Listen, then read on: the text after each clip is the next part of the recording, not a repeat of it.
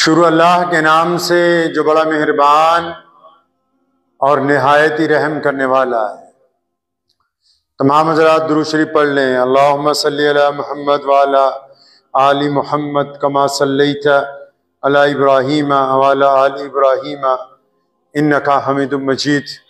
अल्लाहुम्मा बारिक अला मुहम्मद व अला आलि मुहम्मद कमा बारकता अला इब्राहीम व अला आलि इब्राहीम इन्नका हमीदुम मजीद। अल्लाह ताला के प्यारे नबी जनाब मोहम्मद सल्लल्लाहु ताला अलैहि वसल्लम ने आज से तकरीबन 1500 साल पहले कायनात में जब लोगों को जीने के रंग और ढंग अता फरमाए तो उसमें तौहीद और रिसालत के साथ जो सबसे अहम बात नबी अलैहिस्सलातु वस्सलाम ने तालीम फरमाई वो माशरे में औरत की इज्जत थी, बेटियों का एहतराम था।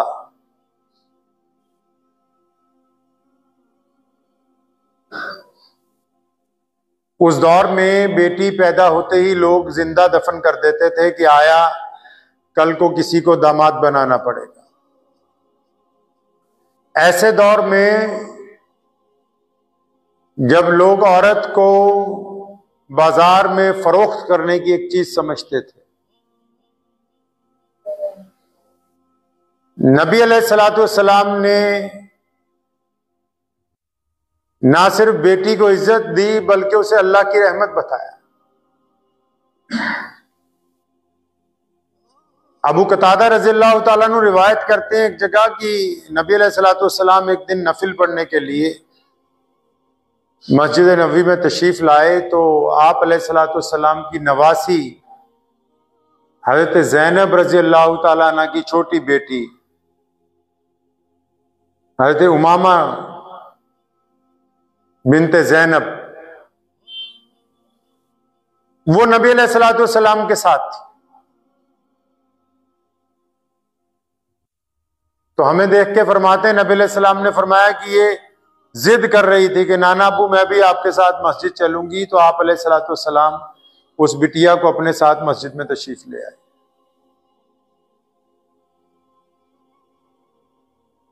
प्यारे पैगंबर अलैहिस्सलातु वस्सलाम तशरीफ फरमा है मस्जिद नबवी में। तो एक सहाबी हज़रत सासा बिनते नाजिया रज़ियल्लाहु ताला अन्हु जब ईमान कबूल करने के लिए तशरीफ लाए तो उन्होंने अर्ज की या रसूलल्लाह सल्लल्लाहु अलैहि वसल्लम अगर दौरे जहालत में कुछ नेकियां की हों तो क्या उनका भी सवाब मिलेगा, क्या उनका भी अजर मिलेगा? नबी अलैहि सलाम ने पूछा क्या नेकी की दौरे जहालत में? तो सहाबी रसूल सल्लल्लाहु अलैहि वसल्लम ने फरमाया या रसूलल्लाह सल्लल्लाहु अलैहि वसल्लम मैं एक दिन अचानक मेरे 2 ऊंट जो है वो चरते चरते कहीं गुम हो गए तो मैं अपनी एक सवारी पर सवार होकर उन्हें तलाशता हुआ चला गया तो देखा आगे कबीले में वो मौजूद हैं दोनों ऊंट।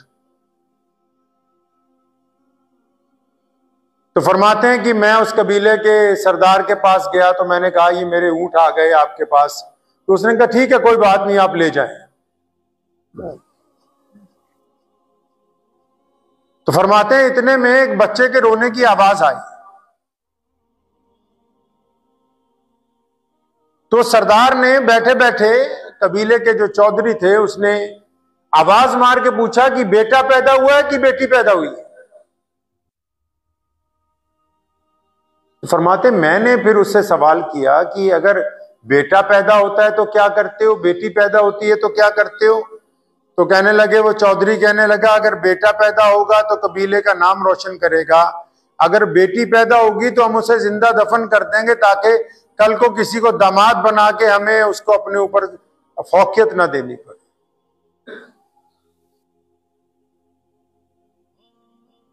तो साहबी फरमाते नबी अलैहि सलाम से या रसूलल्लाह मुझे ये सुन के बड़ा रंज हुआ।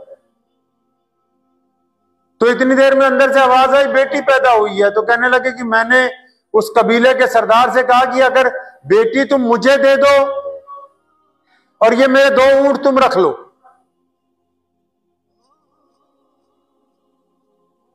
तो कहने लगा वो सौदेबाजी पे आ गया, कहने लगा दो नहीं है, जिस तीसरे पर तू सवार होके आया है ये भी देना पड़ेगा, तब मैं ये बेटी तुझे दूं। फरमाते हैं कि मैंने उसको 3 ऊंट दे के वो बेटी हासिल कर। और कहें या रसूलुल्लाह सल्लल्लाहु अलैहि वसल्लम फिर मुझे चस्का लग गया इस नेकी का, फिर मैंने अपने गुलाम दौड़ाए, पता करवाया कि कौन कौन सा कबीला ऐसा है जो बेटियों को पैदा होते ही जिंदा दफन कर देता है। और कहते हैं या रसूलुल्लाह सल्लल्लाहु अलैहि वसल्लम अब मेरी हवेली में 300 बेटियां हैं, हर एक बेटी मैंने 3 ऊंट के इवज ली हैं, अब मेरी हवेली में 300 बेटियां पल रही हैं।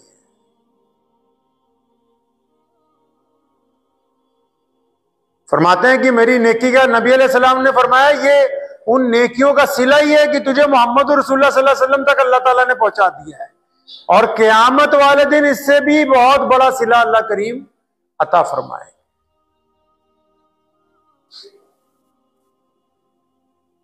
बेटी का एहतराम, बेटी की इज्जत, औरत का एहतराम दुनिया में शुरू से एक बहुत बड़ा मसला रहा, जिसे दीन इस्लाम ने बड़ी खूबी के साथ हल किया।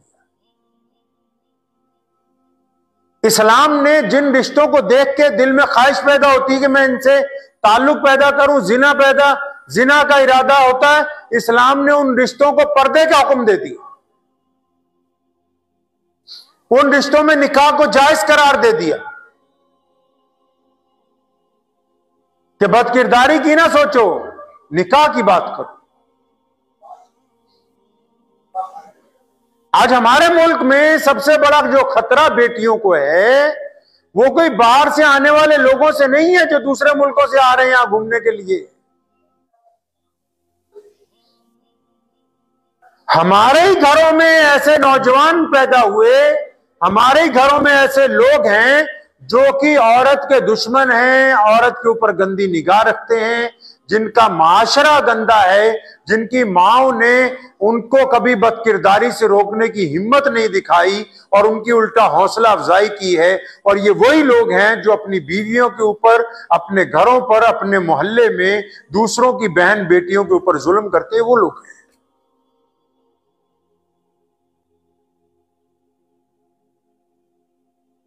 शरीयत ने, इस्लाम ने ये कहा मर्द को कि औरत को तो बुर्का लेने का हुक्म दे दिया, चेहरा ढकने का हुक्म कर दिया, लेकिन इस्लाम ने कहा कि मर्द भी तो अपनी आंखें झुका के रखे।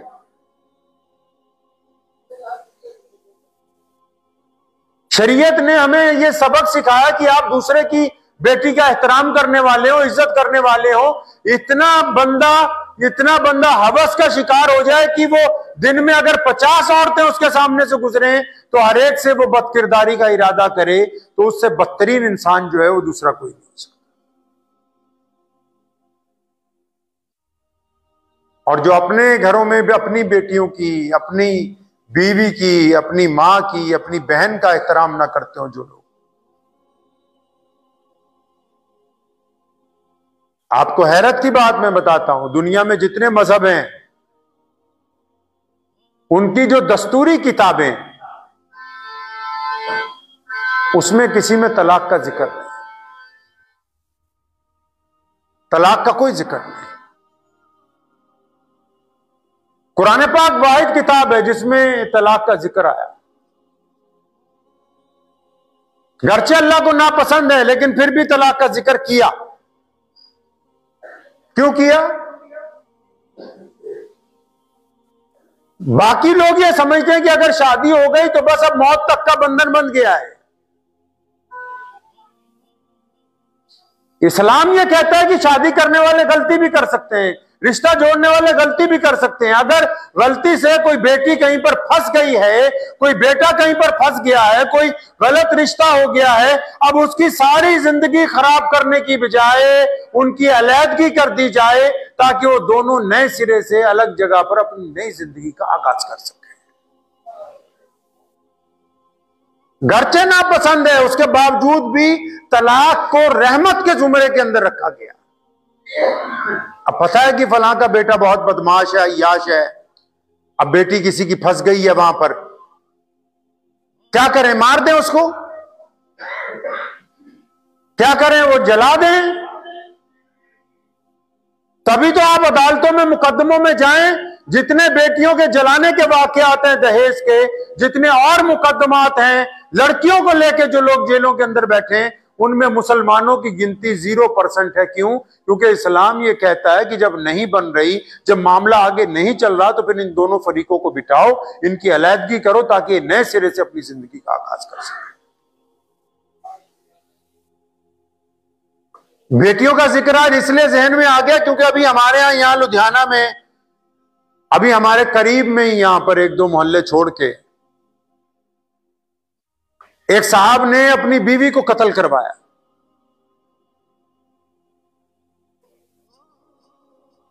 उस कत्ल नू देख के याद आ गया कि भाई इस्लाम ने उन्हां लोगों के लिए तलाक रखी कि भाई अगर थोड़ी जिंदगी चंगी नहीं गुजरती, कोई अलहदा हो जाओ। किसी नू मारन दी की जरूरत है? किसी नू जिंदगी किसी दी खत्म करन दी की जरूरत है? लेकिन नहीं, ये दरिंदे जेड़े ने साडे ही समाज दे विच, साडे ही लोकां च मौजूद है। सारी दुनिया रौला पा रही है भी तियां दी इज्जत करो, तियां दी इज्जत करो। आज पोस्टर लगे बाल विवाह नहीं होना चाहिए, ये नहीं होना चाहिए, लेकिन जेड़े दरिंदे पैदा हो रहे हो तो इत्थे ही अपने घरां च हो रहे हैं। जेड़े मावा बेटियां का कत्ल करते हो तो अपने घरां च ही जम रहे, कोई बाहरों डिपोर्ट होके नहीं आ रहे, अमेरिका तो, पाकिस्तान तो, जर्मन तो नहीं आ रहे थे। जिन्हां दे मां बाप ने अपनी औलाद नू धी दी इज्जत करनी सिखाई ही नहीं, वो दूसरे दी धी दी जान लैके ओदा खात्मा करके अपनी जिंदगी जिहड़ी अच्छी करना चाहते।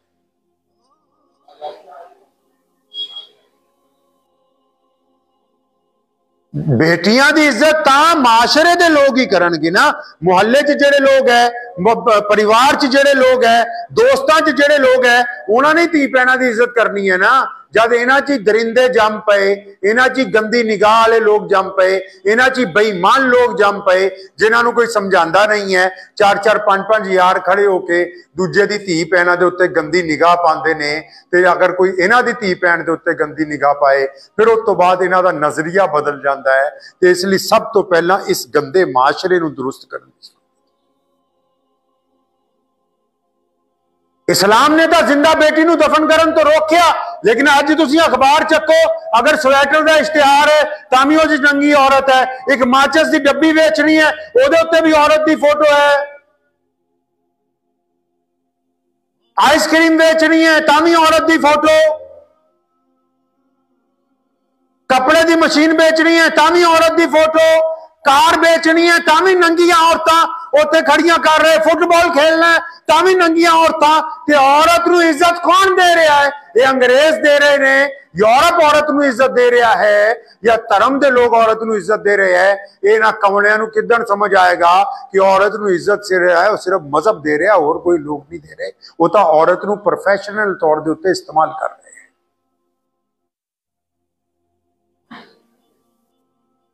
ऐसे लोगों लई तो अदालतां बन गई, हुण वकील आ गए, मुकदमा चलूगा, 2-4 साल बाद छुट जाऊगा। नहीं, अगर कोई किसी दी धी भैन नूं, कोई अपनी बीवी नूं इस अंदाज नाल कतल करदा है कि इहदे बजाय कल नूं कोई दूसरी लिया के रखनी है, ते अदालत नूं तां चाहीदा है कि सिर्फ 15 दिन दे विच फैसला करे। वो फैसले का कोई फायदा नहीं जिहड़ा 10 साल बाद आए और वो मुलजम छुट जाए।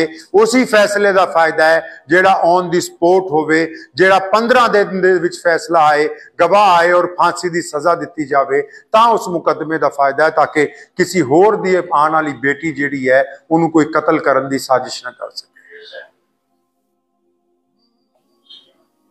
आपको समझाता हूं, इस्लाम ने मजबूत निजाम बनाया है।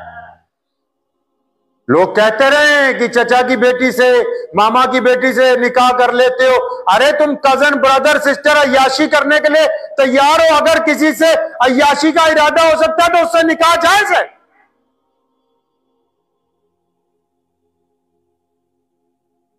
जिनको देख के तुम कहते हो कि इनसे अय्याशी करें, मौका मिल जाए, अगर आपका इरादा यह है कि खानदान में फला फला औरत के साथ मैं अय्याशी कर सकता हूं, तो इस्लाम ने इसीलिए कहा कि यहां अय्याशी मत करो, यहां निकाह को जायज करार दे दिया गया। अगर तुम मर्द हो तो निकाह करके उसको अपनी बीवी बनाओ। अपने बच्चों को समझाएं, नौजवानों को समझाएं, औरत कोई कमजोर शय नहीं है। मोहम्मद रसूलुल्लाह सल्लल्लाहु ताला अलैहि वसल्लम ने हमें तालीम फरमाई कि अल्लाह तबारक व तआला ने औरत को इज्जतदार बनाया, दुनिया की तखलीक का जरिया बनाया है। ये कोई कमजोर शय नहीं है। प्यारे पैगंबर अलैहिस्सलातु वस्सलाम का साथ जिसने सबसे पहले दिया वो अम्मी खदीजतुल कुबरा रजी अल्लाह ताला अन्हा है।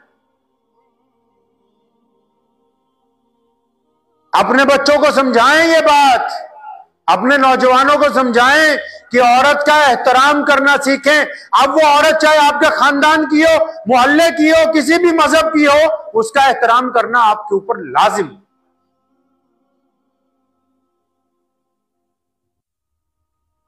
ये आज इसी मौजू पे इसीलिए गुफ्तगू हुई क्योंकि हमारे यहाँ ये जो कत्ल हुआ अभी, उस मर्द ने किसी और औरत के साथ इश्क किया और इश्क करने के बाद फिर सोचा कि अभी ये जो मेरी जवान बीवी है ये तो अभी मर तो नहीं जाएगी, उसको कहीं खाना खिलाने के लिए ले गया, वहां चंद बदमाशों से सौदेबाजी की और फिर उसको इतनी बुरी तरह कत्ल किया कि अगर आप उसके जनाजे को देख लें तो आपकी रूह कांप जाए। क्या कोई दरिंदा भी इस तरह किसी जानवर को नहीं मारता है?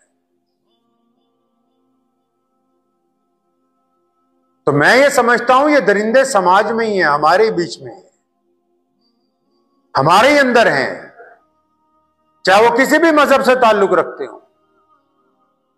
अगर इन दरिंदों को सबक सिखाना है तो जो दरिंदा पकड़ा जाए उसको कम से कम फांसी की सजा सरे बाजार दी जाए, ताकि फिर दूसरों को यह सबक हासिल हो सके कि किसी की बेटी के साथ जो है वो दरिंदगी नहीं है।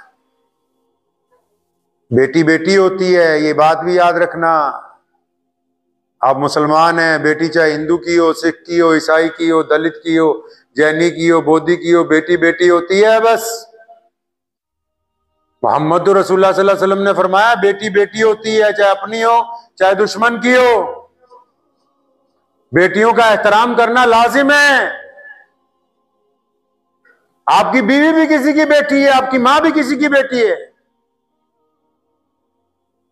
बेटी का एहतराम लाजिम है। तो इस बात को ज़हन नशीन कर लीजिए कि अपनी नस्लों को यह समझानी है बात। अगर मियां बीवी की नहीं बनती, आप इकट्ठे नहीं रहना चाहते, पंचायत बुलाइए, मुकदमा कीजिए, बड़े लोगों को बुलाइए, आपस में बैठिए, नहीं सुलह होती, बात नहीं बनती, अलहदगी इख्तियार कीजिए, लेकिन किसी की जिंदगी का खात्मा करने की साजिश ना कीजिए। दुआ कीजिए, वक्त भी हो गया। अल्लाह करीम मुझे भी और आप सबको भी इसके ऊपर अमल करने की तौफीक अता फरमाए। वाखिरु दावाना अनिल हम्दुलिल्लाह। मुझे उम्मीद है कि आपको ये वीडियो पसंद आई होगी। अगर पसंद आई हो तो ये आप अपने दोस्तों के साथ शेयर करें और इस चैनल को सब्सक्राइब जरूर करें।